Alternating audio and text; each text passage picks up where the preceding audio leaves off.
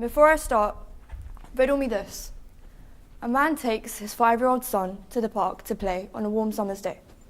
After a few moments of playing, he hears a scream. He turns around to find that the swing set has collapsed on his little boy, which is causing him great pain. After a difficult trip to the hospital, the man is told that his son is going to need surgery. The boy gets to the operating room, and the surgeon turns around and refuses to take his case, claiming that the surgeon too is the boy's parent. But how can this be?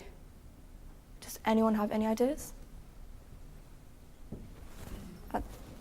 The surgeon is his mother. I'm so glad you came to that conclusion. But unfortunately, 94% of my friends, families, and teachers considered all other options, including that the father was a kidnapper, before coming to the conclusion that the surgeon could be a woman and thereby the boy's father.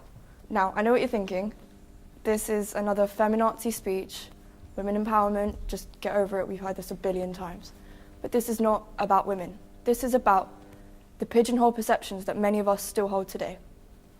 And surely there's been enough progress made, right? Let's take a look at arguably the most prominent position in the country today, the Prime Minister.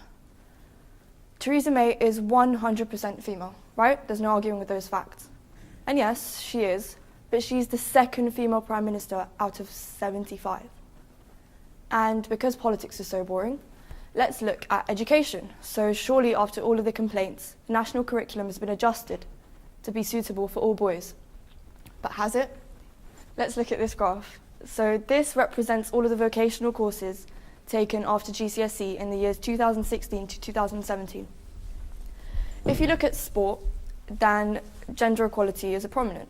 It's pretty much a 50-50 split. But let's take a look at construction or engineering. Only 3% of females took those courses. Why? Because most of them were so busy in hair and beauty or childcare, of course, because no boy wants to take those. In fact, only 2% of males took those courses. And education aside, even day-to-day life, gender stereotyping is prominent. I want you all to look at these images.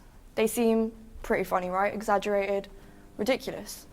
But girls, I don't know about you guys, but my family constantly mocks me about my unladylike way of sitting. And boys, have you ever been told to grow a pair? Thought so. So, I guess what I'm really trying to say is, with the emergence of over 62 new varieties of genders, society needs to adapt, and fast. But how do we wrap our heads around neutral or pangender when we can't even understand the concept of a feminine man or a masculine woman? Thank you for listening and enjoy the rest of your evening.